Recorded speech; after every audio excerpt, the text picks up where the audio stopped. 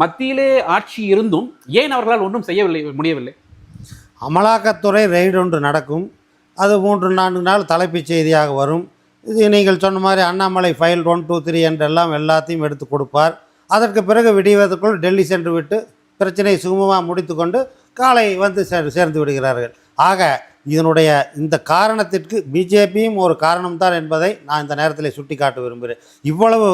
எவ்வளவு பிரச்சனைகளை கொண்டு சென்று இன்று வரை இந்த மந்திரிகளை பதவி நீக்கம் செய்கிறார்கள். 6 மாதத்திற்கு மறுபடியும் அவர் பதவிக்கு வருகிறார்கள்.